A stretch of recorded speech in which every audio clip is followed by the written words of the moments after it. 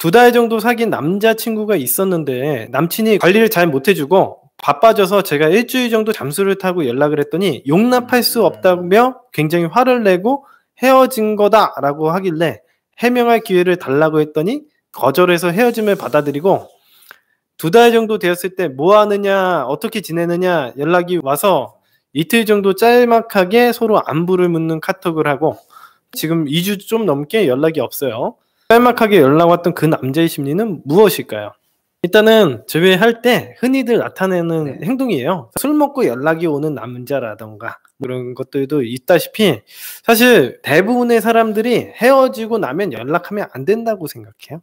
여러분들도 그러시잖아요. 헤어지고 나서 연락하는 게 맞아 틀려? 안 되지. 당연히 연락하면 안 되는데 감성적으로 연락하고 싶을 때가 꼭 생겨. 그게 술 먹거나 아니면은 감성적일 때나 그때 이렇게 짤막하게 연락이 옵니다.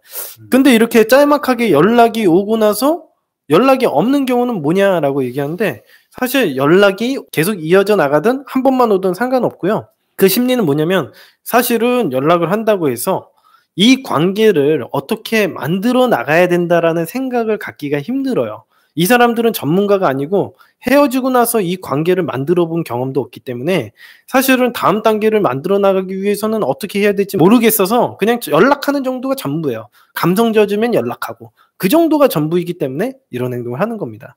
딱히 방법을 몰라서 그래요. 어떻게 해야지 다시 재회를 해서 건강하게 만남을 이어나갈 수 있는지에 대한 플랜이 없어요. 그 사람들은 저희 같은 전문가가 아니기 때문에 그렇습니다. 근데 이제 우리가 어떻게 관계를 만들어 나가야 되는지 여러분들은 저한테 배웠잖아요. 그래서 제 카테고리화 해서 잘 지내시전하고 비밀 잡고 해서 만나면 됩니다. 상대방의 남자의 심리라는 건 이게 전부예요.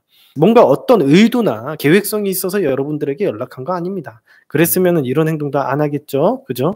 여기 질문 주신 민호리님께 드리고 싶은 얘기가 있는 게 이건 다른 분들한테도 마찬가지예요.